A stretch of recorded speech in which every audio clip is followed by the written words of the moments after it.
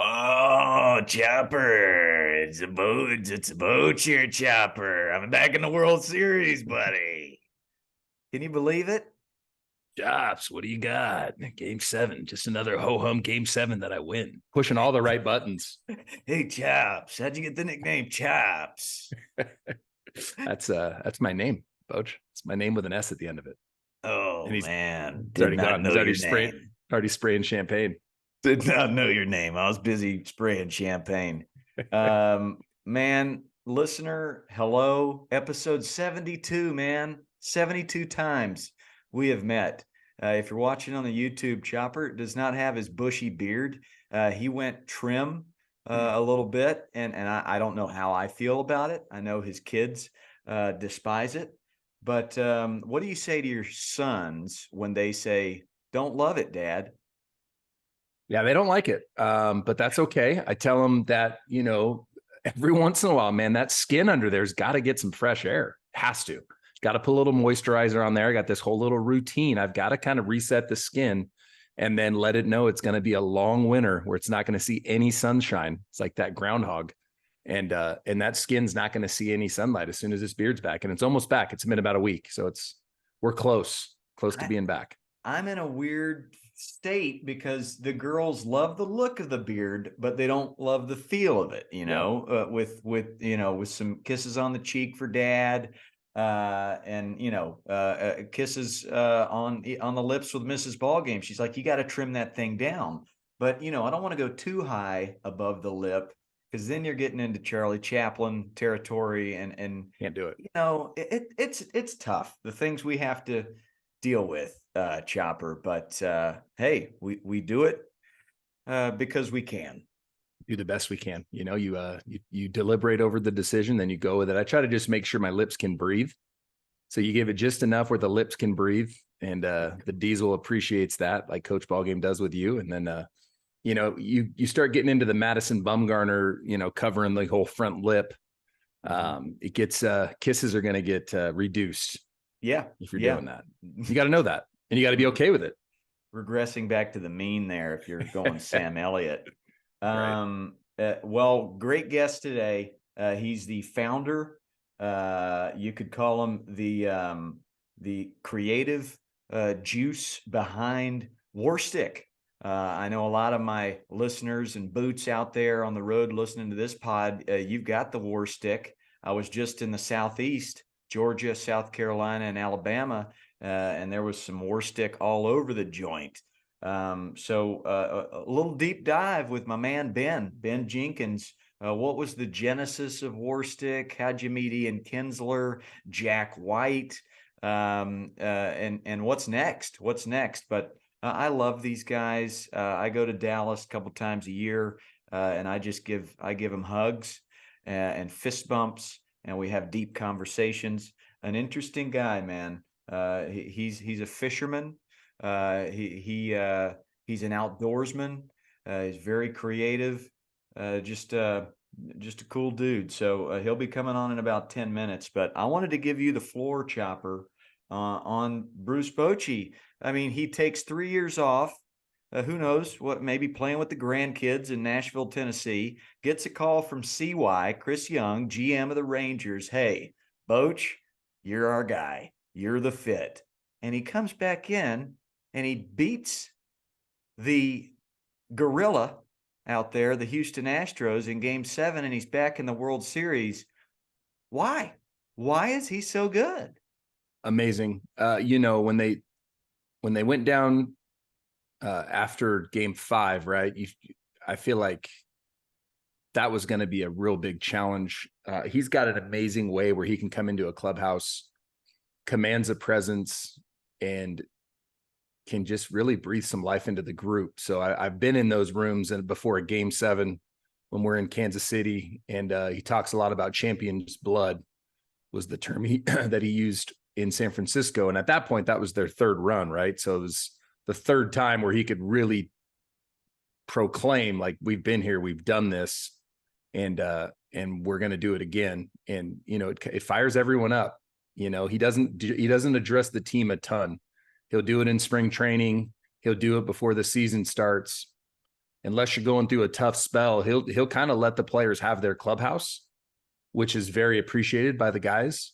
But in these moments before the playoffs get going, he'll come and he'll address the group, and it's pretty special sight to see, because it's Bruce Bochy, right? So everyone knows the history, and I guess he's the first manager ever to bring 3 teams to the World Series.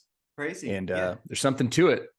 He pulls Scherzer in the second inning, and most people probably get second guessed in that, and everyone else with Boch is like, oh yeah, good move, great move. And like you heard Scherzer say it after the game. He was in an interview, and I liked how Fox Sports 1 they went full family. I don't know if you saw any of that, but all the kids were hanging on the microphones and everything. So It was wonderful.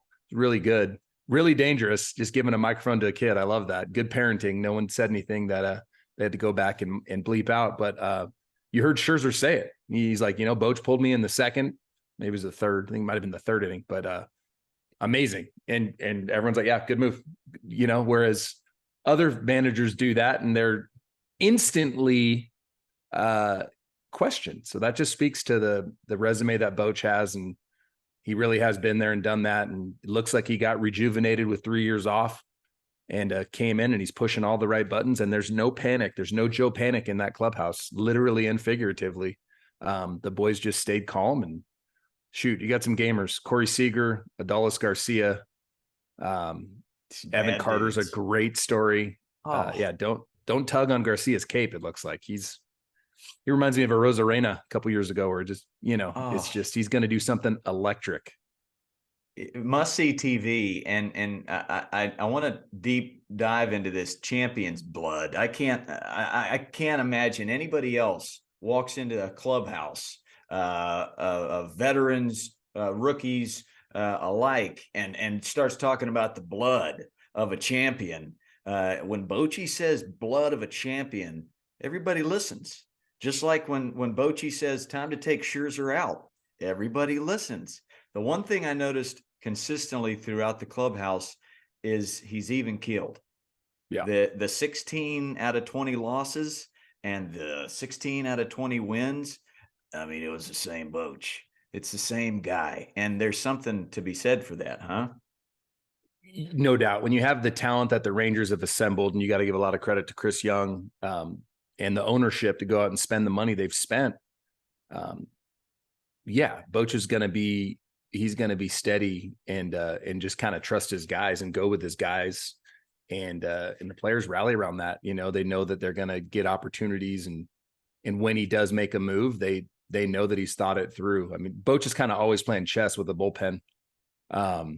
He's always been known for that and done really well. And he does a really good job. If he does, Boch isn't a robot, right? So he has emotion. So he knows how to go into a back room if he needs to and let it out a little bit. But then when he comes back out of there, he's gonna, like I said, command a presence, and he's gonna be pretty. You know what you're gonna get from Boch every day. He's gonna be walking around saying, "What do you got?" and gonna have the voice and the stature and everything. So. I love watching him walk. I love watching him chew gum. Man, the guy, he's just, he is cool as the other side of the pillow. And a big shout out to his counterpart, Dusty Baker, man. I don't know if he's going to retire or if he's going to stay in the game, but man, what a run, and the perfect guy to come into Houston after all the trash cannon. He was the guy. So how about Altuve? Come on, that dude. He's a bad dude. Honestly, one of my favorite players to watch. His story is incredible. And the one guy that when you look at in person, you'd say, no way, guy can't do it, but he's overcome it all. So I love those types of players. But hey, the Rangers got it done. The streaky bats of those Rangers, you got to give it to them. So, attaboy Boch, and we'll see who they face tonight. Who do you think they got? They got Phillies, they got D-backs, another game 7. What do you got? What do you got? what a story the D-backs are. It's Yeah. incredible. It's incredible. I just think that the Phillies are going to be really tough to get at in Philly. I think it's going to be a really tough task. I think smart money's betting on the Phillies, but it's hard to count the D-backs out. That's the thing. It's like, would we be shocked if the D-backs won? No, we wouldn't. But I think Philly's going to win. You know, I've got ties to both clubs, but yeah, and I live in Arizona, so I think I should say D-backs. But I think as a baseball fan and you know, we love baseball. We watch a lot of baseball. Phillies in Philly is a tough matchup. We'll see, man. It's going to come down to the starting pitching. Who can kind of weather that early storm? Can the D-backs score early like they did yesterday? And if they can, it won't silence that crowd because they're still going to be standing, but it won't get to 111 decibels like it gets when they have a lead. And that impacts you as a player. That impacts everybody. That level of pressure impacts the staff. Everyone feels it. But if you can get a lead, I vividly remember in 2014 when Craw hit the grand slam in the wild card game in Pittsburgh, that whole building was shaking. And as soon as he hit that home run, you could hear someone drop popcorn from the second deck. You know, it just got silent and all the air went out of the room and it was over. And you knew it in the fourth inning, even though it was only 4-0 with Bum on the mound, that was a wrap. So if the D-backs can score early, it gives them that better chance to make it just a baseball game. If they don't, there's just too much momentum in the building at Citizens First Bank. punch. Who can get that first punch? No pun intended. Being in Philly, come on, Rocky. But you rock. It happened. It's been a rocky road. I love that ice cream. Man, last night Corey Seager got on top of a heater and bang, first punch. See you later. By the way, the video of his wife's reaction, Maddie. amazing. Maddie Seager. Great. Love that. But we'll see, man. And it's gonna be all hands on deck. I think we could see everybody. Everybody could come in from the bullpen. Ranger seems cool as it gets. He doesn't seem phased, Ranger Suarez, and we've got the youngster on the mound for the D-backs. The fat, like to buy a vowel. There's a P in there, and there's an F and a couple of vowels, D and a T. Did you hear? This was interesting. In fact, I had to rewind the broadcast during last night. They were talking about how the Rangers were going to combat Christian Javier. Did you hear? It was really good. They had a game plan. They had a plan. Well, what they did, not just a plan. So Javier's got that real good perceived rise, that ball that like Bueller and a lot of these guys, the high spin rate, top of the zone, guys they can't square it up. Even when he was throwing in the mid 80s, because guys couldn't square it up when he was a prospect. Now he's throwing mid to upper 90s, and guys your eyes deceive you, right? So Donnie Ecker, who is, I believe, their bench coach, he was the hitting coach with the Giants. He's in charge of offensive production. The Rangers clubhouse is awesome. Remember, I got to spend like a month and a half in there during 2020. That's where we were. We were in the home side the whole time because we kept winning. So we were in there, an amazing brand new clubhouse. And they've got a run production and a run prevention office. And so it was incredible. So I got to have my locker in the run production. I chose run production over run prevention, being an offensive guy. But so Donnie, I'm sure that's his office in there. And but no, they were talking about how they're trying to hit the baseball 3 baseballs ahead of what their eyes are telling them. 3 baseballs. That's incredible. So they were using foam balls to try to get that rise, and that was their focus. And you saw the swings. They did a piece on it where everyone was really making sure they got on top with their top hand, which is counter to what everyone's teaching now. But that was really cool. It forced me to rewind the episode. But we got a special guest on, Coach. I'll let you introduce him. Well, I tell you what, he's in Dallas, Texas. So where is he? Where's the special cat? Into this? This special cat. We're just talking about the Rangers' approach last night. Ladies and gentlemen, listener of the pod, our guest today, he's a design-trepreneur. That's a word that I didn't make up, but I think I pronounced it right. He's an ex-ball player. He's a creative founder, an outdoorsman. He likes mustaches. and he's just a great conversation. The founder of WARSTIC is here. It's Benjamin Jenkins, snaps, and a whisper attaboy. Hey, How you doing, James. man? I'm It's great. good to see you. I want you to I had a, meet my good pal Chad Chop I've seen up this there. guy. Ben, This guy what's up, dude? Chopper. I'm sure you've run into each other. He was in the Dodgers organization, coaching for 5 years. Before that, the Giants. Have you guys ever crossed paths? You No, two? I don't know. I don't think so. I don't know, Ben. I I played know last time I played minor league baseball was 1960 something, so it's probably not overlapping. So 60s. Yeah, I was it wasn't that 2002 long. to It feels like that long ago. When did you play? The last time I played minor league baseball, Phillies 98. Yeah. Okay, so Minor league just baseball missed for the Phillies, and my roommate was Jimmy Rollins. If that tells you J-Roll. Yeah. how old I am. Yeah. Dude, okay. So Man. I played in Clearwater in the Florida State League in 04. So I missed you by Yeah. Okay. a little Not bit. too bad. The new Yeah. stadium, which was pretty sweet. Ball flies to right at the new one. Yeah. In Clearwater. Yeah. It's So nice. yeah. Yeah, it's been a while. But Well, Sick I hat, had a though. feeling I had a feeling the Rangers would come up today. we'll talk the Rangers. That's a tease, listener. They earned it. We'll talk Yeah. Rangers with Ben, but let's get right into that. J-Ro. Well, I mean, what's it like being Jimmy Rollins's roommate, man? Is he I just guess all baseball all the time? Well, at the time is interesting. I think that depends on who you are and what your perspective is. I played at Mississippi State, and I was a 5th-year senior who got picked up as a free agent and got offered $1,500. Yep. Jimmy was an 18-year-old first-round draft pick out of high school who got offered $1.5 million. And they basically told me, "Hey, go babysit this kid. You're no." And the funny thing about it was, he was the nicest.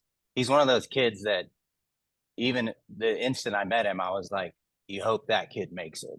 I can always say Love that about that. J-Roll. And never, first rounders kind of always get the bad MO of like, everybody's like, because they get treated better for sure, because that business invested more money in them. So it is what it is. But he's very humble. He was very raw. And what was amazing to me was that scouts would come through and say, he's going to hit for power. And he came up to here on me, and I'm not tall. And that was pretty amazing to see develop over the years, and then to when he won the MVP. And then I kept up with him and reconnected with him later, and he swung WARSTIC at the end of his career. At the tail end of his career, he swung WARSTIC. So it was kind of we got back together, and I was like, "Man, look what you've done all these years." And he's like, "Look what you've done." I'm like, "I would take yours, but it's cool." But anyway, super nice guy. I love listening to him on TBS. He talks hitting with Curtis Mm-hmm. Mm-hmm. and man, you talk about a PhD. I mean, obviously watching him in those aughts years and 08, 09, a big game hitter, very clutch, great defender. But when you listen to him talk hitting, it's next level stuff. And he was talking the other night about cutting off one half of the plate. If a pitcher's going to come up and in on him, tip your cap, but he's going to take that outer half. Just such good knowledge from that guy. And it's all learned. I mean, was he talented? People ask me, was he talented? Well, yeah. But I remember seeing him play his first rookie season. I was there. Wasn't that good because he was so raw. And it just goes to show that so much of baseball is a learned skill. And if you have that mindset towards learning, how good you can get is really the ceiling's based on how much you're willing to learn and then put in the repetition practice. And that's why he's, 5'8", 170 pounds, Altuve, that kind of stuff. I mean, that's what you got to love about baseball, is it's a learning sport. Unlike, football. I love football. I'm from Texas, but they're different beasts, So if you want to learn, if you can learn to love learning, you got a chance. If you don't, and those guys, talent's not going to do it. Yeah. Those guys at the highest level, dude, facing those guys throwing 100, you can't cover both sides of the plate. So it's born out of necessity too, of like, hey, if he can land it up and in 3 times, tip my cap. But as soon as he goes out of third, I'm gonna hammer it. And that's what they do because they have to. Goldschmidt talks about that all the time too. For sure. That's the play, sit on a pitch or a location. Yeah. All those guys understand that they understand the limits of what the human brain can do and what mechanics can do. And that you can't cover the entire thing. You got to approach. The more I talk to guys like yourself or guys that really know what they're doing. I was talking to Nate Lowe. He's my favorite ranger who swings WARSTIC. And we talk mentality so much because it just matters so much. If you don't have the right mentality, it doesn't matter about the mechanics. You can actually be a really good hitter with mediocre mechanics if you have great mentality, great approach, all that kind of stuff. So when I'm teaching my own, I've had a great time teaching my own kid to hit, even though I'm not a hitting coach, because I understand how much mentality and approach matters. And he's grown up learning that so that he's not all wrapped up into mechanics all the time. And his mechanics, they're good, but we know that some days he's a bad hitter, even though his mechanics are great. And so we make sure that we talk about what happened here, what were we thinking, that kind of thing, and I think the younger they are, the younger they learn that, the more enjoyable baseball can be, I think. So anyway, I just wish I would have known that when I was a player, because I was the opposite. I thought I was a good athlete. I thought I just overthought mechanics so much, didn't really understand the idea of approach or being just simple things like being on time, right? Any good hitting coach, first thing they look for when someone says, "Hey, look at my kid," they go, "He's not on time." Yep. Be on time and get a good pitch to hit. So be on time. You can control. Yep.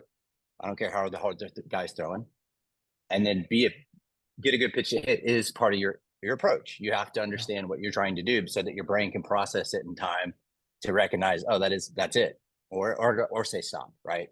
Again, all things that I wish I knew when I was a kid. We went in, Coach Ballgame. We went into Game 6.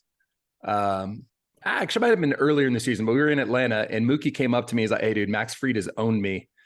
Can you find something?" Right. So just going back pouring through all the pitches. So I looked at every pitch he threw Mookie and comparative hitters to Mookie. And I found a count and I found a pitch. So I told him, didn't tell him how the sausage was made, but I told him, hey, in this count, you're going to get this pitch. And it's going to be 95% of the time. And true to form, he got that pitch in that count. I don't want to share it because he still might be able to look for that pitch in that count.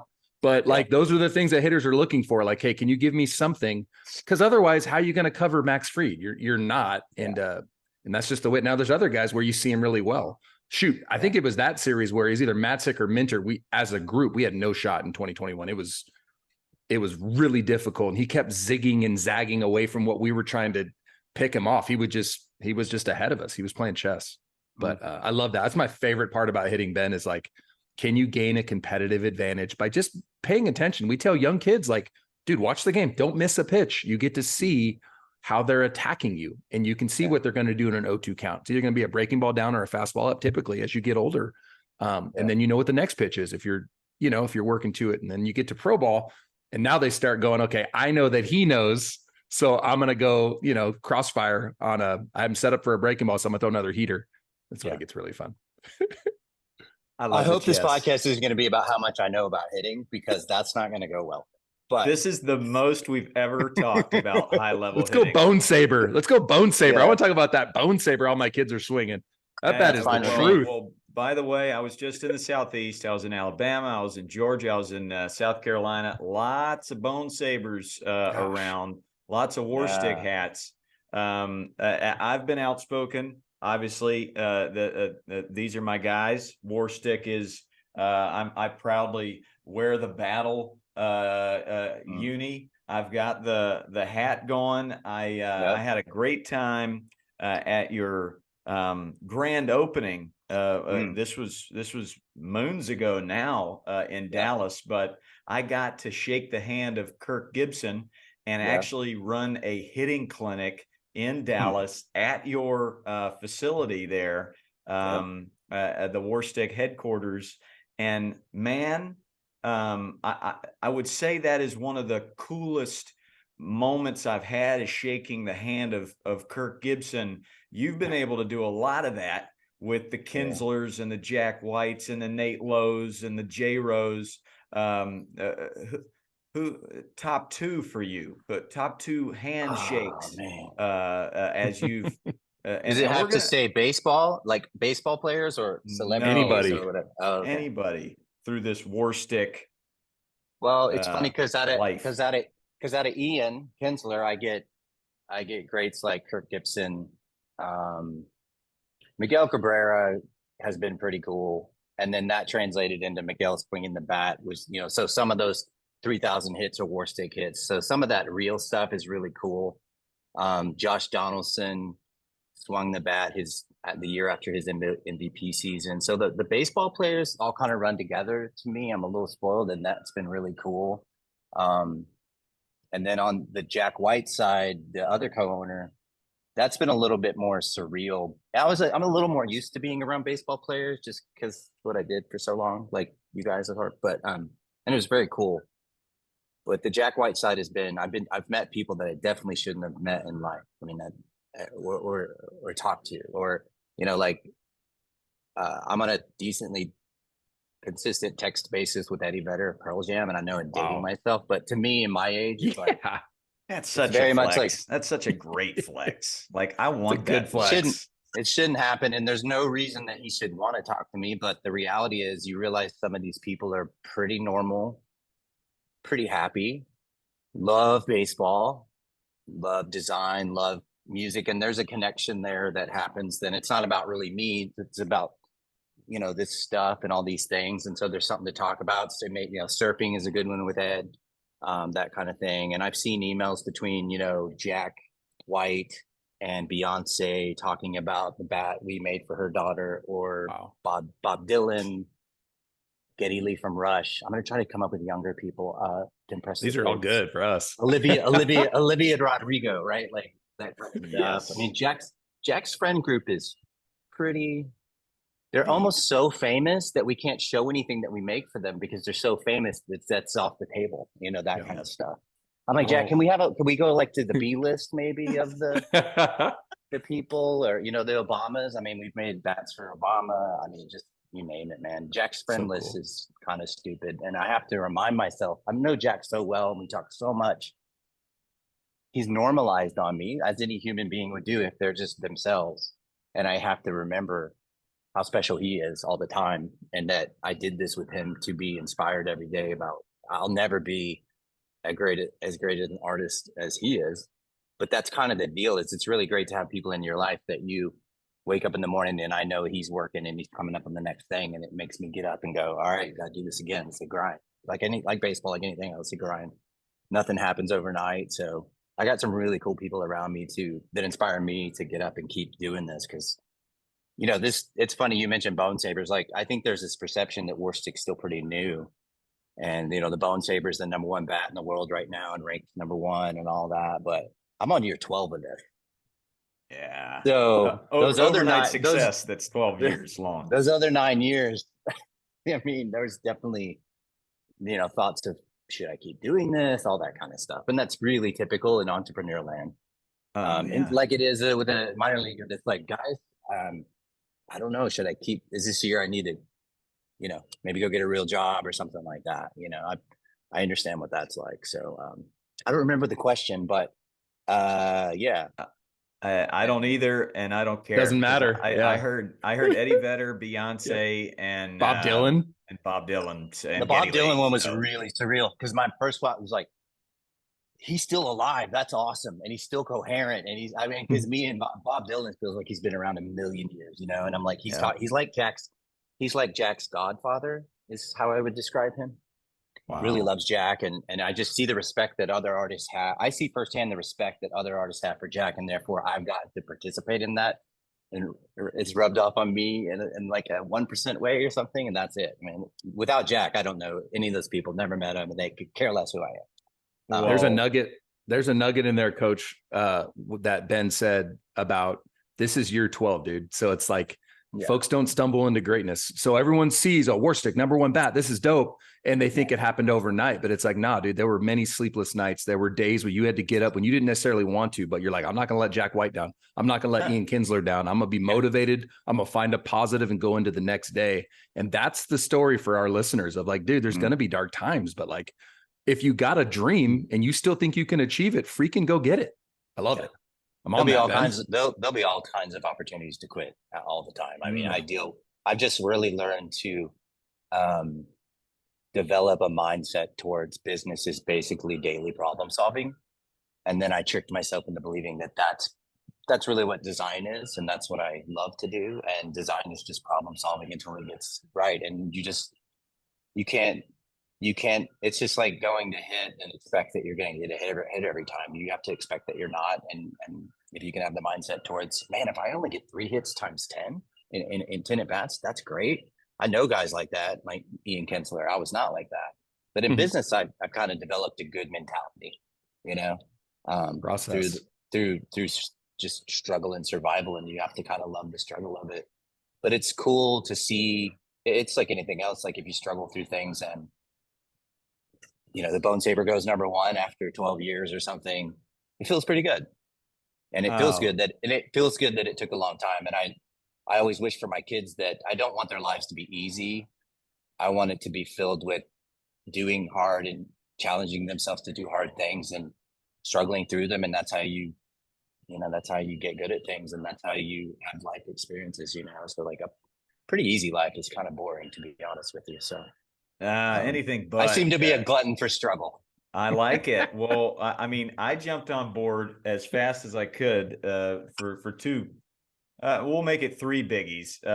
One, the marriage of art and baseball it's my concoction, man. I'm born for that. As a musician and a baseball player my whole life, those are the 2 things I majored in college and life. So that was one. And then the company, it's not just equipment. It represents a mindset. This can you battle through the struggle? Can you overcome the daily grind? So it was easy. And then third, I just love you guys. You're from the top down. Everybody's just awesome conversation. But I want to, for our listener, I want to talk the genesis of it. You say 12 years before there was Beyonce and Eddie Vedder. There was just you and my an kids, idea, man. So I know you've told this story a billion times, but give it to me, the genesis of WARSTIC. I won't say how old I was, but, you know, after I played minor league baseball, I went back to grad school in Chicago and I studied art and design in Chicago and got a master's degree. And then by that time I was 25, 26, didn't have a job. And I started freelancing as a designer, just picking up little odd jobs and built that into a design and branding firm called One Fast Buffalo. And I did that for a long time. It helped me cut my teeth on not being an entrepreneur, but working with them all the time. And I would eventually look across the table and kind of realize, man, I'd like to build a brand someday and do the rest of this. Like we would help people come up with ideas for brands and figure out what they look like and all that kind of stuff. But like, I was like, there's so much more to it. And that looks fun. And then I kind of got burned out of not doing that. I just was like, okay. And what was it? Financial crisis of 2008-ish time. Yeah. Helped. Everybody was struggling and client work was a little harder to come by. It was like, I started thinking about, man, what am I going to do for the next, is this my career? Am I a service kind of guy and all that stuff? And the answer was pretty clear, like, nah, it's really not. But I just started trying things. And one of the things I tried was, I did learn from clients that usually they struggled through the first 3 to 4 years of business startups because the thing that they were doing, they actually really cared about. They were really passionate about it. Whereas if you had an idea that said, oh, I got an idea to make money, usually that doesn't give you enough to get through the struggle that's going to occur. Right. So I knew enough to go, well, what do I know in my life besides design? I was like, baseball. That's the thing. I played football and baseball growing up, and that's all I did. That was my identity. Like I'm sure it was yours for a long time until they told me you can't play anymore. We're not gonna fix that torn rotator cuff. You're not worth it. You're now the other thing. And so baseball bats came in, and the idea of baseball bats came to me, and it was simple. Like, oh, okay, I could design wood bats. I could have them made and shipped to the customer, really simple. And it was just a fun hobby. I was like, I designed baseball bats. So it was always meant to be just a side fun project that I did with my kids. And I did it for about 5 or 6 years till I realized, oh, this could actually be a real baseball brand if I really put real time into it. But I knew time was the key answer there. I can't do 18 client jobs a year and really take this seriously enough to do well. And that's when, I think 2016, I said, okay, I'm going to go find some investors. The investors would bring some money in to free me up to put the time in. And that's when Ian and Jack came into my lives. And it was completely, honestly, I like to say almost like a spiritual happening. I couldn't have gone out and like found them. They found, in my opinion, they kind of found me, and we all found each other. It was kind of one of those things that I believe when you kind of look at the right signs and trust what's happening around you, that those things are out there for everybody if you're open to seeing those weird connections. And I'm pretty good with that. Oh yeah. You know, so then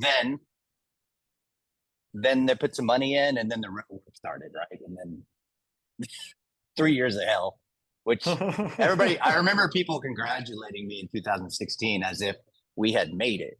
And I'm like, we don't even know what we're doing. It's just because you have money doesn't make a company grow. It can help if you do the right things with it, but you got to know those things in order to do it. So we had to figure that out. And then you talk about, it was always sticking to our guns when it came to this company is about the combination of art and technology performance. Jack's a great representation of high art, doing whatever you want, not doing what other people are already doing, always sticking to being original. And Ian's a great example of high performance and the mentality. Getting all those things to work together was a journey, you know. But you know, when you know the bone saber really is all of that. It's creatively, what is a bone saber anyway? Like, I made that up. Like, it doesn't, you know, that's the creative, but you need to come up with something that no one else would come up with. And I remember the thought in my head, like, that's weird, that's crazy. Well, maybe we should do that. But it means something, you know. And the technology part of the bone saber, the handle that I invented, you know, this had never been done, like a taper. Love it. I mean, the technology of the bone saber, then the iterations of the bone saber to get to be one of the highest performing bats that had ever existed, and the combination of art, I'd say the bone saber is the best thing that we've ever built. And I was going to show you something secret if you want. It's never been shown. Is that okay? Let's go. Actually, let's go. well, I thought breaking news.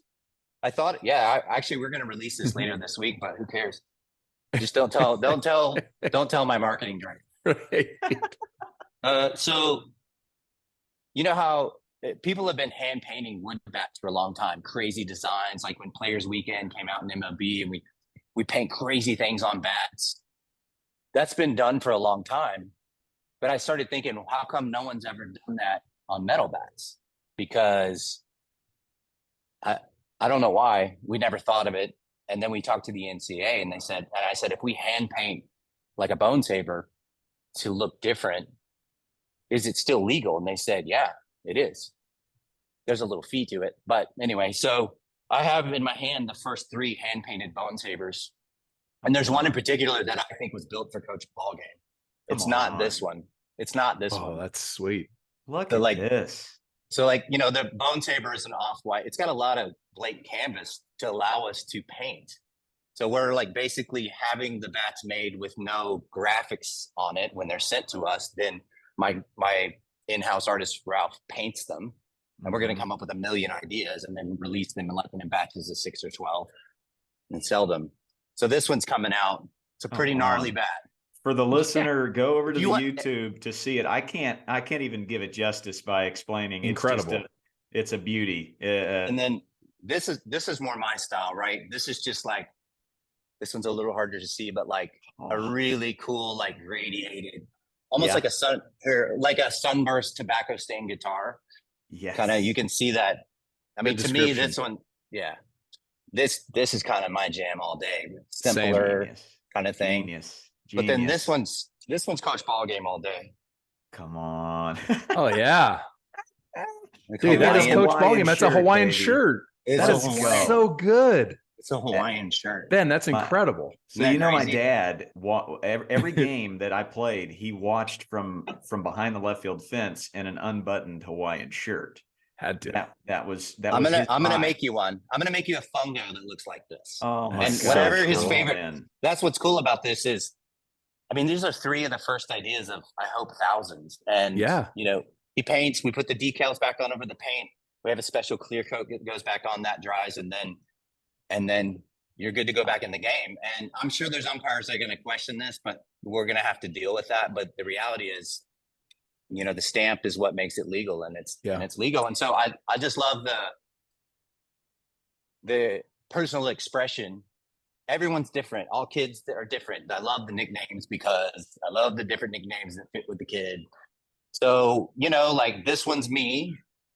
I can't swing this. This doesn't vibe with me. Doesn't speak to you. Cool. And then, you know, like this, you know, it's just, there's going to be this allows personal style to really come through, and you can customize metal bats with other companies right now, but it's really just changing the colors of the decals. There's no really art expression in that. And so I just think this is going to be, I think everybody, you know, we'll be the first to do this, but I think other people would do it, but we're not afraid to compete when it comes to, like, we'll make art and you make art, and we'll see what people like the best. When you And look you're at not a afraid to bat, be an original. Yeah. well, you look at a Yeah. bat as a hitter too. Like, I have 2 strikes or a big moment, I'm going to take a deep breath and I'm going to look at my bat, dude. So like, you, not just the design of that, but you might even have a slogan where it's like whatever their key is to their slogan of, you know, that's sick. Yeah. So we don't talk about this enough, but you guys know who Nate Trotsky is, I would think. Yeah. Kind of the infield savant, and savant is a very real word. Nate's one of the most interesting people in the world, but like, he came up with a breathing exercise that you can do where you count, you know, if you're sitting in the box, you can basically breathe up, breathe down. So you're focusing on something. Love it. But you're also incorporating breathing into it. And I've learned all kinds of cool things through this. Like did you know that if you wiggle your toes, you have to be in the moment? You literally can't do it. You can't Let's go. If you need to kind of wake yourself up and be in the moment, you wiggle your toes because your brain has to make that happen. And it's a little thing. I think smell is another one. Mm-hmm. And I shouldn't even say that. We're working on yeah. I would love to incorporate smell into bats because I actually think it can help you be in the moment. It's not the craziest idea ever. So you might see that coming out soon. I don't know. We're trying to figure out how to implement that because again, as a company, we can make high-tech bats. We can make cool-looking bats, but can we help kids especially be better at the plate, not through what we make, but what we teach them and connect them to and have access to and understanding these things are all the things. Honestly, the whole company's built on the things I wish I had when I was a player, to understand how much more I could have enjoyed the game if I understood some of these things about, you know, letting things go and not being a perfectionist and all these kind of things. I'm on the high level, the worst mentality for baseball. You never want to be a perfectionist. It's probably the worst thing you could be. In hindsight, I'm pretty impressed with myself that I took it as far as I did and didn't go insane. But yeah.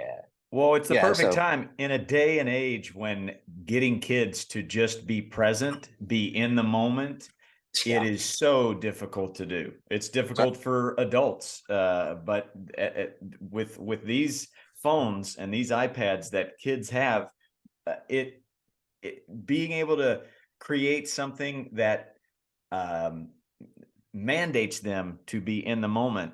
I remember Mookie Betts was on our pod early on, one of the first episodes, and we talked about breathing for like 8 minutes.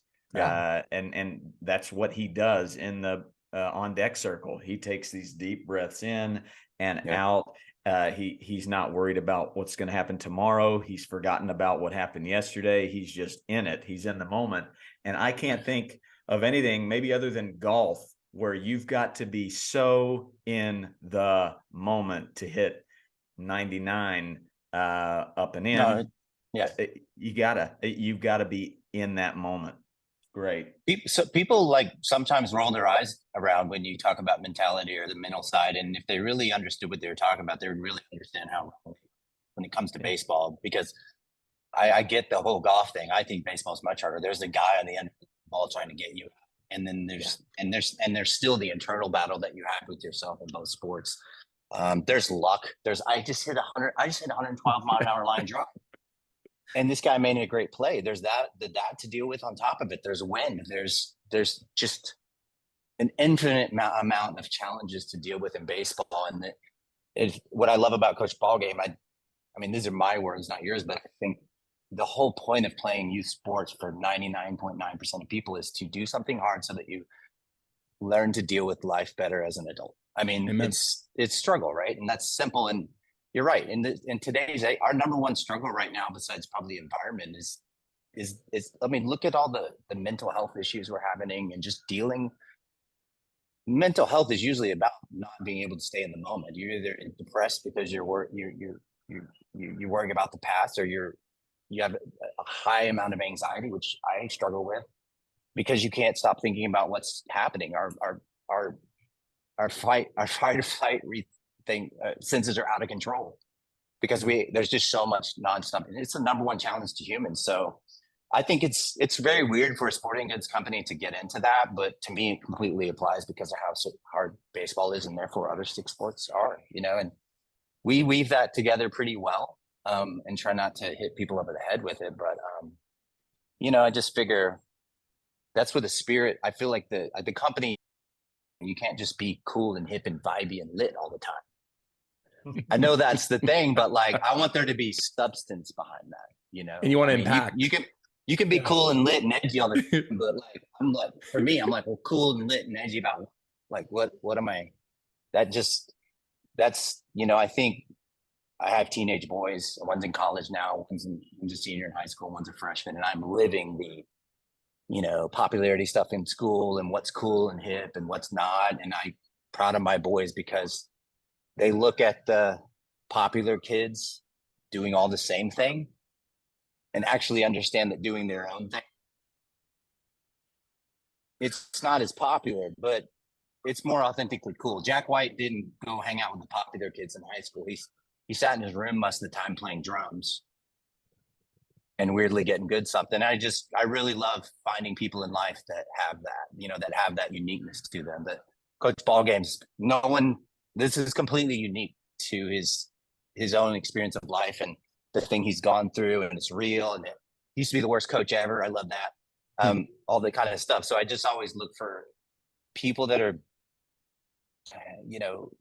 marching to the beat of their own drum. And kids need to realize that being popular isn't cool. It's fine if you are, but you don't want to peak in high school, man. Nope. You're right. You're right. You want to live an interesting life, and that takes exploring, and finding your own way. And there's no formula or blueprint to everything in life. That's one of the things that drives me nuts as well. We see in baseball every day. Like, I struggle with. I've gone now through 15 years of youth select baseball, and I've seen it, and I realized what my kids didn't get to do, that I did get to do in the 70s and 80s. And it was really enjoy baseball and have rivals and it was the most fun I ever had playing baseball. And it's really hard to find those things. And I'm not trying to be the old guy when I say that, but everything in baseball now is, I shouldn't even get into this conversation. This will be a whole nother podcast, but I do hate that baseball is this ongoing showcase tryout from age 4 Showcase to 18. baseball, dude. And it's basically, well, when I'm playing in at 6, I'm playing now. All that matters is I'm playing well enough to impress the 10-year-old coach.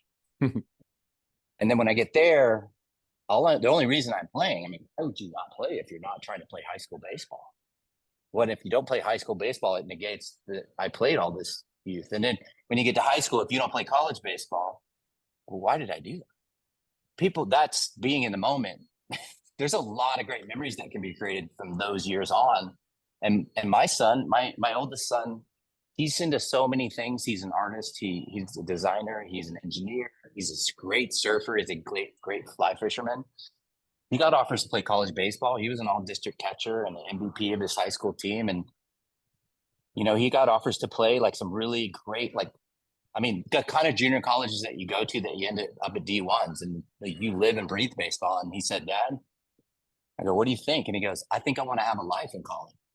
And my life isn't all about baseball. It's third or fourth on my list. I love it. I love that I did it. But from here on, I have stronger interests and passions. And I was like, let's freaking go, bro. Yeah. Like, so I was able to put his memories that he created along the way on the shelf, and I still can go back to them anytime. And you could do that to your 8, 10, 12, 16. I was 24 when I stopped playing baseball. I have memories from all of it. I mean, Kinsler got to play till he was 38. He's got more. Some of us have more.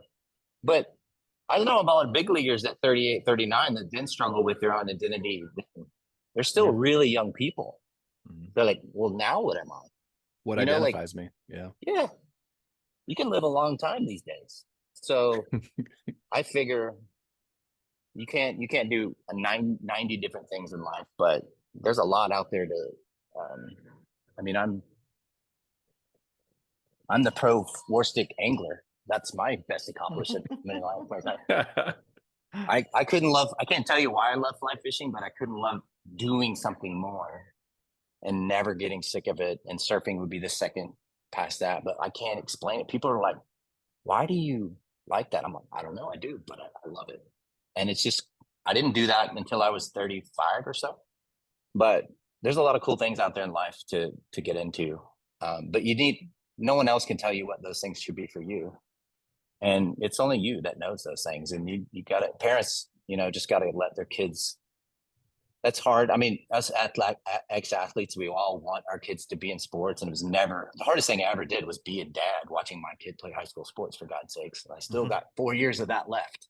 And I mean, I'm dealing with it, you know, but it ain't easy. It's the hardest thing I've ever done because I have to take my own ego out of it. I've gone to therapy. I've been going to therapy for the last 3 years, not because I'm that bad off, but I do have this sincere desire to help parents enjoy sports more with their kids, to help their kids deal with things better. So I was like, well, if I'm experiencing this anxiety as a parent, maybe there's things that I could learn that then we can incorporate into teaching people, just for the simple goal of, could you enjoy, my kid's going to be in high school 3 years. He's going to start maybe 2 years. I just want to enjoy that to the fullest level I possibly can, and not be a deterrent to him or cause more anxiety to him, because I don't want him to get a hit. You know what I mean? But parents we are off the deep end, and that's why the coach ball game of the world is so actually needed. And I love that it starts at the earliest age, because maybe then we can have the most impact. And it'll be cool to see coach ball game kids at 18. Yeah. Yeah. I'm You know looking what I mean? forward Like, to that rollover. what they started to do and how those kids turned out. And, not did any of them make it, but just the kind of people that they turned into, and looking back, how much of an influence. And that's just super important. So, Well, this whole podcast is how do we make youth coaching and parenting youth sports better? And I mean, you just defined it right there. Like we can't be so narrow-minded that we have to win a game on a Tuesday. We've got to know when that kid strikes out for the third time in a row on a Tuesday, he's going to be a father one day, and he's going to be a son tonight. And can we make him a better son today? Can we give him the life lesson through this 3 strikeout game, that when he goes to engineering school or he tries to get his PhD, and it's going to be really tough and very competitive, that he can battle through that? That's what coaching is. Pardon my language, screw the baseball. Let's put that in second place. How about we be a life coach first, baseball coach second? Hashtag drop the mic. Chopper, what do you got? I mean, Ben, this is, this is the most writing I've done on my whiteboard in a long time in an interview. I have a lot of mental issues that we can go, No, dude, it's impactful. I'm therapy in progress for all this, and I built a brand out of it. So I don't really express that a lot because I think you see the positive, but yeah, I mean, and it's great to see what's underneath these two lines, Yeah. like there's a lot. So it's like parents, the parents that are doing it wrong, and it's not out of love. They love their kids, but they think like, oh, my kid's got to win tournaments, and you're going get this to say and press the 10 and press the 12 and 14. What, dude? No, like you sports is to good. Build, but like build character. Kids got to learn how to have character and have empathy and be resilient and kind and have work ethic and be creative and fearless and find their passion. So it might be like, I'm gonna play a lot of baseball, but all of a sudden, hey, mom and dad, like, yeah, that was great, but I freaking love to surf. I love to write. Like as parents, we've got to pour into our children's passion. That's it. Not like, oh, I play baseball, so you have to. My Noah, he hates baseball. He's one of the funniest kids in the world. I love it. I'm like, dude, let's go do improv. Like, let's feed your passion. And now he's getting into football and wrestling, which is great. I'm not a football dad. I'm not a wrestling dad, but I'm a freaking Noah Chop fan. So I'm gonna go watch Noah do what he's passionate about. I love it, dude. Ben, this is really good. I hadn't being a good dad. I have a great dad. I was lucky to have a great dad, but he encouraged me. He never forced me to do one thing or the other. He always let me explore things and be a baseball player, be a football player, and some strange be an artist that he didn't understand, but mom did and all that stuff. But I did have a sense raising my kids that you need to show them things. This is a thing. Archery is a thing. Fly fishing is a thing. Baseball is a thing. Science is a thing. Being a doctor is a thing. There's all these things. And it's like, well, what are you? And so the proudest moments of my career as a dad definitely have been moments of almost letting baseball go. Like this kid right here. See that kid right there? Oh yeah. Attaboy. Perfect. That's my middle son. And then when he was being a junior in high school, he looked at me and said, Dad, I love being a linebacker more than anything in life. And I was like, I know it. I those people that you destroy don't like that. And he goes, I'm a good catcher, and I think baseball's cool, but like I don't love it like I love this, and I gotta get big. And I gotta put all my time. I just don't know that I can be over there hitting batting practice when I want to be in the weight room. I just smiled. And I was like, let's freaking go. I go, do you know how happy I am for you to find something that you care about that much? Oh, I mean, I think even my kids assume it's WARSTIC guy, it's baseball. I'll be disappointed if he doesn't play baseball. And I'm like, no, this is what I want. This is what I care about. You did all kinds of great baseball memories that I remember. But you were prioritizing, paying attention to your kid. Like instead of what you have in mind for them, prioritize and listen to your kid. Listen to what they want. And when they find their identity, pour all your love into that. And I love that you did that. I've had a lot of awesome coaches that I had as a kid that I knew that they loved me beyond the sport we were doing. And your goal as a coach, if I could pick one thing, your goal would be, if you're a high school baseball coach, if you're a 12-year-old baseball coach, is when that kid's 30, does he remember you and want to reach out to you? And if he saw you on the street, would he give you a big hug? That isn't happening a ton. And I have coaches like that in my life, from all aspects of it. And they're always my heroes, man. They're still my heroes. It could be a college coach. One of my favorite, probably, he was just my coach from age 6th grade to 8th grade baseball. I mean, just great. And then his son became a high school coach and things like that. And like, I've seen the other where kids have no interest in connecting to this coach. And that ought to tell you something. Yeah, well, I mean, you don't remember what they said, but I'm sure you remember how they made you feel. You remember how they made you feel with their body language, with the questions they asked in a high leverage moment. Chopper. I want to say this because this is important for parents, because as parents, we can be doing one heck of a job, but if we don't put our kids around good coaches with the right goals, we're doing them a disservice, and it's going to be counterproductive to what we're trying to teach. So before you put a kid on a club team, if that's the route you want to go, ask that coach what his goals are. Ask that coach. I had a parent come up. Yeah.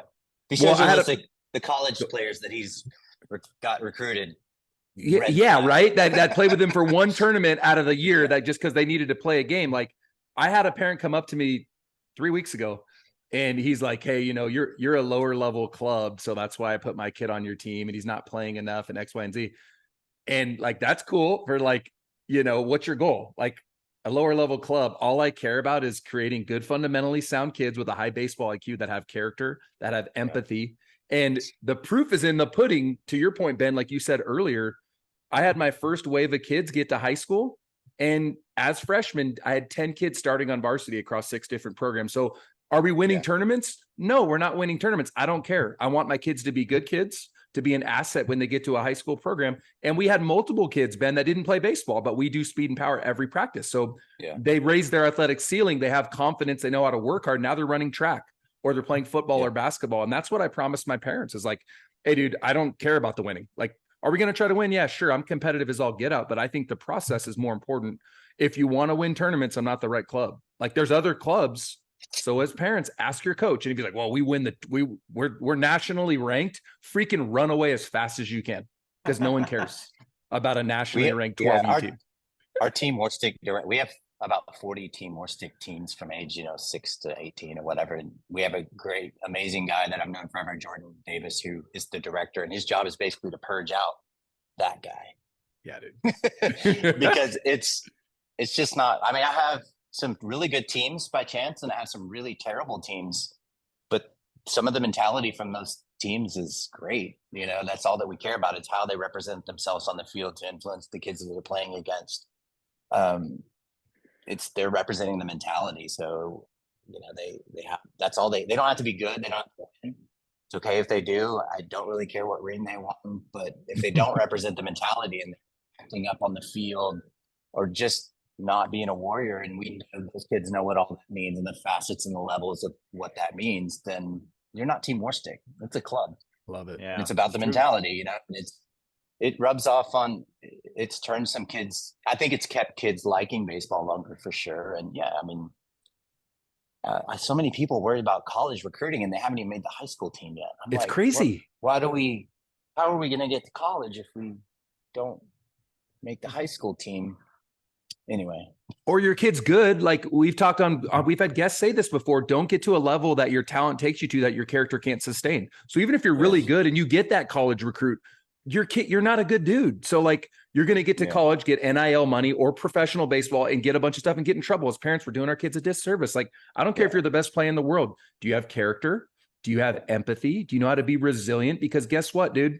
I didn't fail until my second year in pro ball, not my first year. My first year, I led the Sally League in hits. My second year, I stunk, and I was not a good dude. I had to make changes. It was a true glimpse of your character when you fail, and I had never failed. Man, will anything reveal your bad character traits more than baseball? Baseball, in a lot of ways, always brought out the worst in me. I played adult baseball until I was 39 years old, and there was days my wife, I came home, and she was like, really? Yes. In a lot of ways, baseball will challenge you so much that if you have character traits that are not built, it will bring out the worst in you. No doubt. And that's why you play it.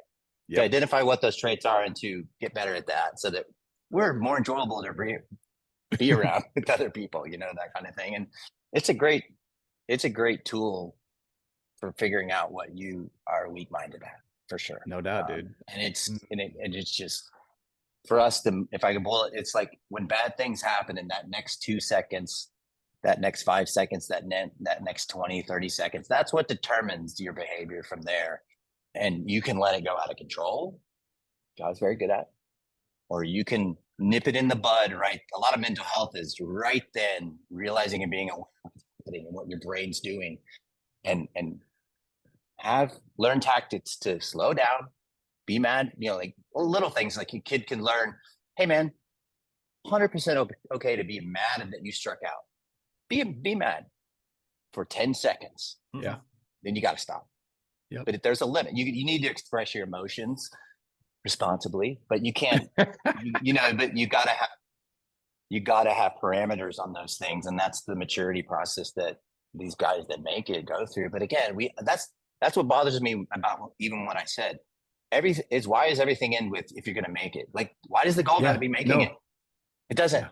Yeah. I'm not a Major League Baseball player. Yep. You're not. He's not. Yep. This is spectacular people, you know? I mean, it's just, let's be really spectacular humans if we can. There you go. That can come in all forms and shapes and sizes. And this one got to be like that because he struggled to do baseball so long, maybe, you know? And now he's teaching someone else, you know, there's just more to it. And I don't know what we put so much importance on sports. I can't even figure that why. It's, you know, it's entertainment. It's like we're not even entertained by small things anymore. Like when I go to the river, I'm very entertained by the way water moves around the rock. It's fascinating to me. And it just keeps going, man. That's kind of zen and hippie, but like that's what's so hard about modern life is that we're so much stimulation all the time that we can't find the simple joy in a cup of coffee. And the people that can, they're the happy ones. They're winning. I hate to tell you, but they're the happy ones, you know. Yeah. And the best hitters. One of the best things that I learned with my kid this past year, he's 14, great, really good athlete, kind of was that kid who could just hit. But when they went to 60 feet, things started getting a little harder. Yep. And I started realizing he was out there trying and pressing a little bit. I go, what are you trying to do? He's like, trying to get a hit. I was like, does your brain know how to tell your body how to get a hit? And he's looking at me like, I guess not. I go, your brain can tell you things like track the ball well.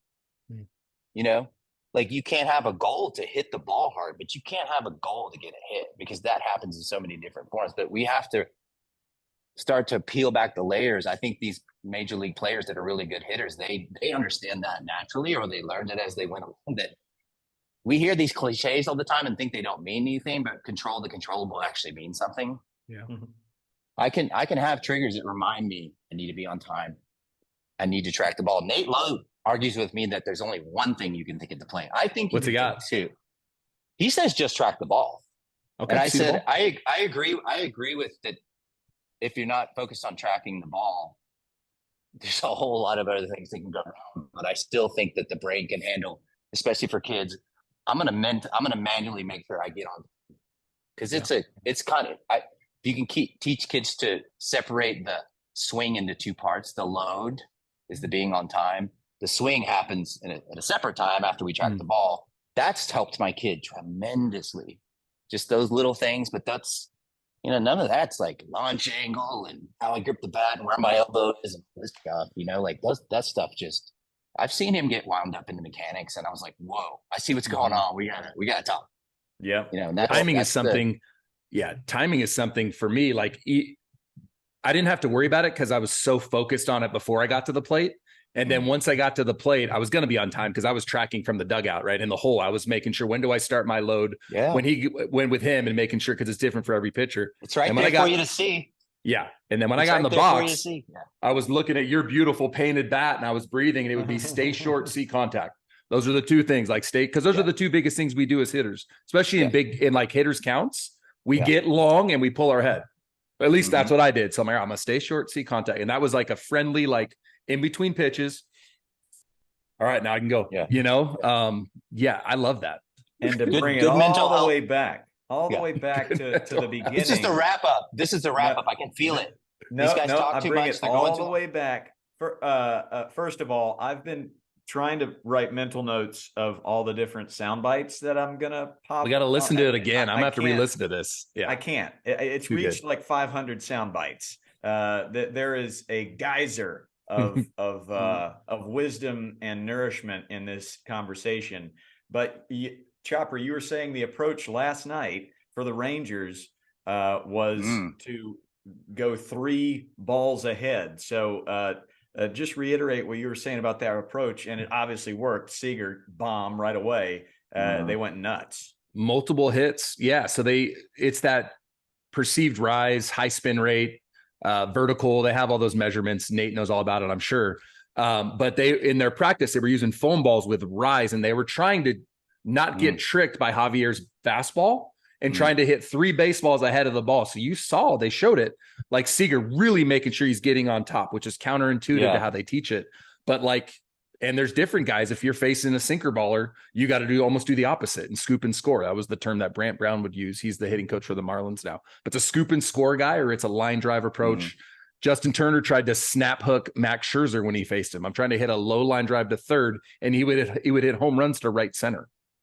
Like Nate Trasky says, have a plan, hunt the plan. Hunt the plan, dude, and don't go against the plan. Mike Yeah, Morris have would a always say plan, that. Mike Morris would be like, all right, I'm live and die with a plan until, you know, they change pitchers, and then now there's a new. I mean, you got to be flexible, but you got to believe. You can't go up to the plate and have 6 plans. No, and dude. then as the balls come, and pick which one you think you might want to go with. Like I love the light bulb in a kid's head when you know that you hear the yes, yes, yes, yes. No, when you hit batting practice, you're swinging. You're ready to swing. That's a big deal. You hit good in batting practice, you're ready to swing. You're thinking swing. Our brain can not process. Maybe I'll swing if it's good. Nope. I don't know. We'll see. And no, your brain can't stop your swing. That's about all it can do. Just know the limitations of your brain. And I love when little kids have those light bulb moments by good coaching. And it's so far away from, that's going to result in more hits later. And that is what we all like. It's more fun when we get more hits, but it takes peeling back the layers and understanding how the brain works with the body and how the mind can. I was a guy. I got one at bat in the College World Series when I was a freshman in college at Oklahoma. Attaboy. I couldn't feel my feet. Yeah, right. Couldn't wiggle your toes. Couldn't wiggle my toes. Couldn't feel my feet.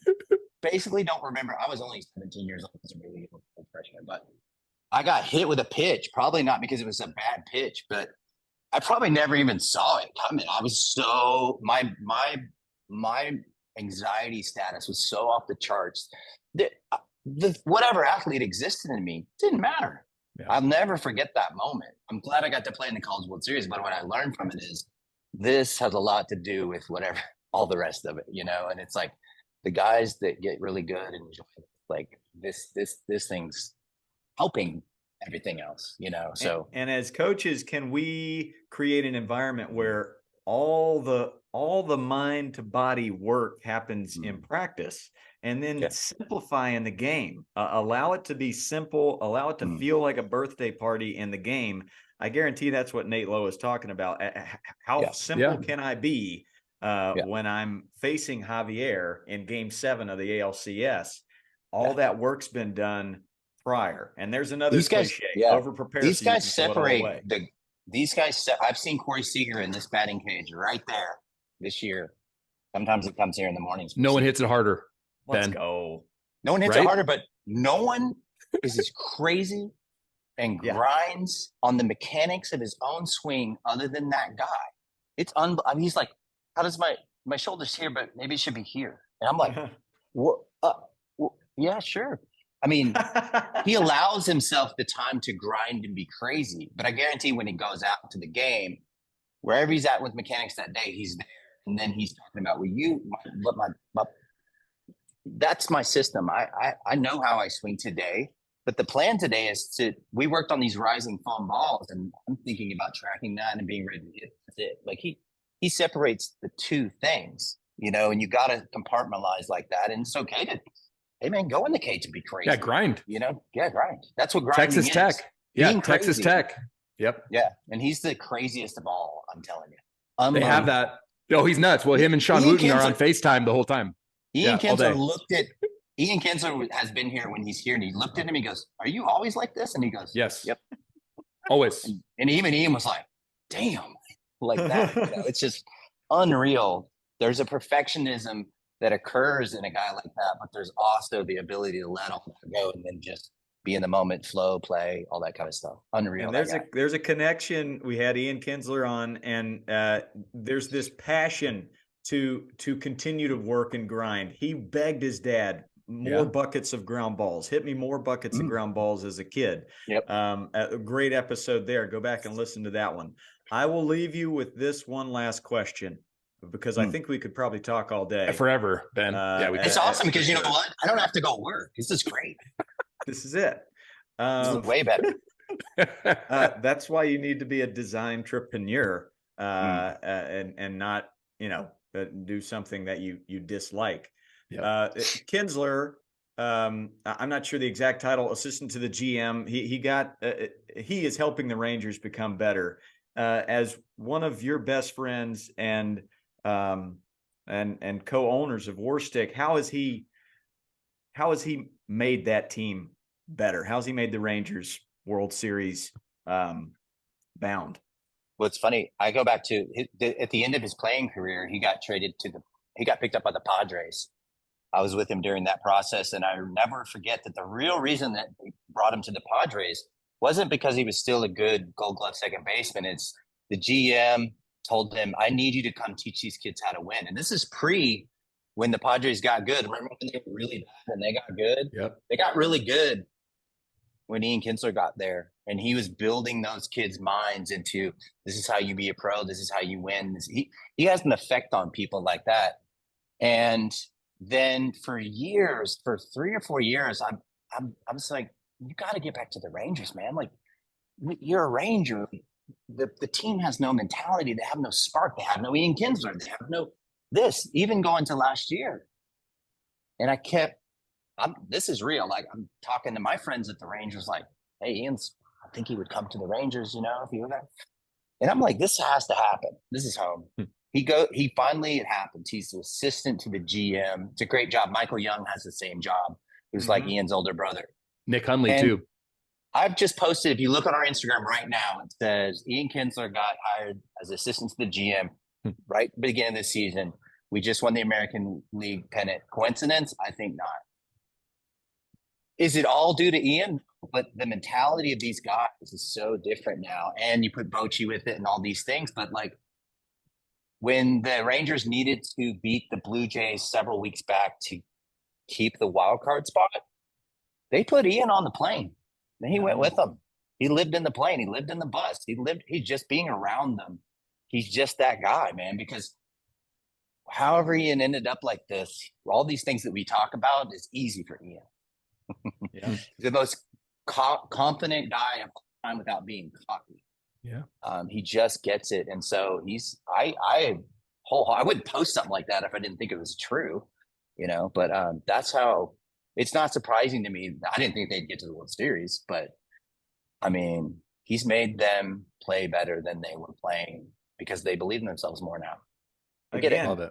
Again, and I've been around him, and I don't remember everything he said to me, but I remember how he made me feel as he walked away, and it was happy, and it was comfortable, and it was calm, and much like Bochy, I'm sure. Chopper, you've had a lot more time with Boch, but from what I hear from the players, same thing. So coaches, parents, can you make that kid feel confident, but not cocky, and really happy and really calm?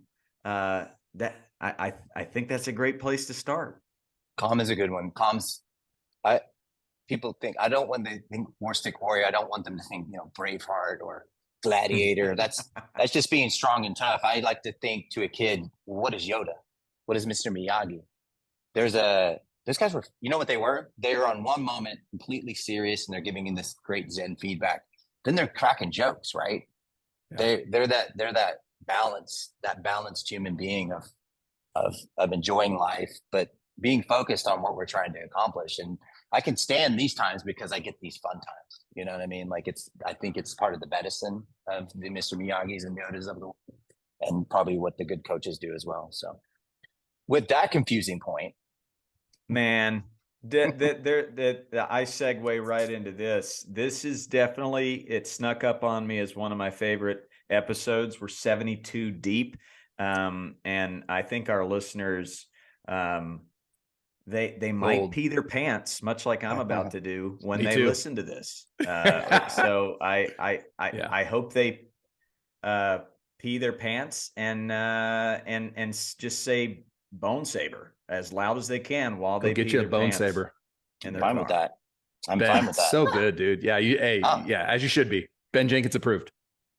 Well, have me on anytime because, like I said, this is way more fun than working. So when you get bored and you just can't find a good guest and you need a backup, I'm there. Dude, the man. Ben, careful what you wish for, dude, because it might become the three of us because this was unbelievable. I'm just saying, like that was unbelievable, dude. Thank you. Great job. Oh, thank you so Attaboy. much. I appreciate it. Attaboy. You're the man, and I'm going to be in Dallas for game 1 in the morning of game 2, but you're out of town, aren't you? So Yeah, I'll miss you this go round. Yeah, we're going to Auburn to watch Mississippi State play Auburn, see my oldest son, and then I think I'll get to go to the game. Hopefully, game 6 occurs, and I get to go to that. There you go. But well, we'll see. I appreciate your time and friendship, and we'll be seeing you soon, brother. Awesome, Thanks, Ben. man. See you guys. Great to meet you, dude. Thank you. It was awesome. Yeah, you too. Later. Well, there you go. What are your takeaways there, brother, on Ben Jenkins, WARSTIC founder? Well, let me wiggle my toes before I start, but it's what the world needs more of, is the story of a Ben Jenkins, because everyone wants the result without putting in the work. And here's a guy that learned through failures and struggles about process and putting process ahead of results. And like, there was so much good in there, coach. Like, there's so much good stuff about, okay, what do you want in a good coach? Like, what define a good coach, mom and dad? What are your coach's goals? If it's to win today, run as fast as away as you can. If it's about building character and teaching your kid to be confident but humble, and to have energy and joy and love of play and resiliency. And if you do strike out, don't shump your shoulders and be a drain. Hold your head up high and help the guy on the way up next. Hey, that fastball's got a little more than you think, dude. You got this. I believe in you, man. I love you, dude. Pick me up. Like, if we can teach that, we're winning. I loved it, coach. Thank you for bringing him on. Incredible. What an episode. Blew me away. Yeah. Oscar Wilde. He said, be yourself because everybody else is taken. I love that. I love how Ben and Jack and Kinsler, they are originals. Big fans of that. And then kind of creating this culture to help kids find their own identity. Bochy has certainly helped the Texas Rangers find their identity. Amazing to see. And then I love how he works on himself to be self-aware, to be a better parent. I think that's a great note, parents. Like how self-aware can you be, and how good of a listener can you be to your child? Really tune in with what they're saying, and not tune in to what fears you're missing out on. Just open up. So big fan of that dude and that company. Rock and roll. I'll close up this shop today with some shout outs. Big thank you to all my boots on the ground in my Southeast Sandlot swing, Columbia, South Carolina, Coach Ribeye and Coach Sparky. Coach Sparky opened up his guest room for me, attaboy. In Charleston, South Carolina, Coach Sailboat and his wife, they found the field and they got that party started. I love that town, by the way, Charleston, South Carolina, top 5 in my book. Columbus, Georgia, Coach Laundryman. He's a Patreon. He was on the Patreon Zoom recently, and he really, I had a little laundry I needed to do. He opened up his guest room for me. We did the Sandlot, and my gosh, I wake up the next morning, that laundry is folded. Like an army man. So thank you, Coach Laundryman. What a sportsmanship salute for you there. In Fayetteville, Georgia, Coach Oklahoma Joe. He's a listener, and he really hopes that Chad Chop will come to the Fayetteville, Georgia. Oklahoma Joe wants it. Well, okay. He wants it. He wants it in Georgia. So I know you have a gig there in Arizona, but we might just have to take this party on the road. We do some Sandlots, we do some coaches clinics, we do some pods. Coach Diesel's been nudging me towards that, so I feel like you guys are in cahoots. But like, anything is possible. Talked to her about that at all. I think Kevin Garnett said it after they won the championship one year. Anything is possible. Bang! Right? Boom. Yeah. No holds barred. I think we just get a couple of RVs and the Diesel. That'd be so fun. And we just tour. We'll bring Sean Flicky on board because he's just an animal of a coach. Yeah. And we party. We spread this message. Joy, kindness, love, character, empathy, hard work, resiliency, just love of play. Like, let's go. can we match the amount of shows that Taylor Swift has? Can we get that many? Just keep on moving. Maybe. At Birmingham, Alabama, coached law school. Went to law school down in Birmingham, Alabama, never left. And he got the party going down there in Birmingham. Another place I love, Alabama. That barbecue sauce is top notch. And then the biggest of all shout outs to Mrs. Ballgame.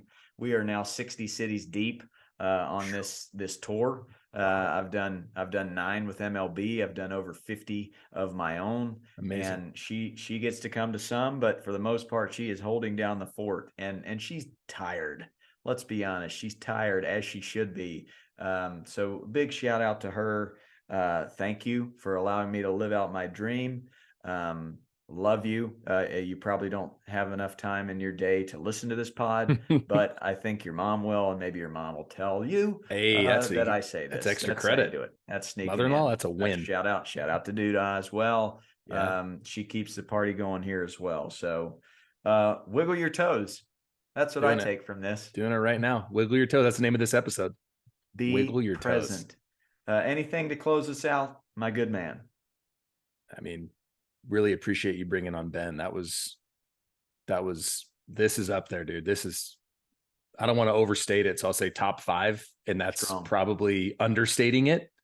Yeah, really, really, really good. Tell your friends to jump on this podcast and listen to it. It's a really special one. So thanks, Coach. You're the best. Don't forget Thank you, patrons that support. If you'd like to support, you know where to go. I'll put it in the typing thing down there underneath the Spotify and the YouTube and all that. Next week's guest, another great coach, Duke Baxter. I think most of you, he shows up on your algorithm.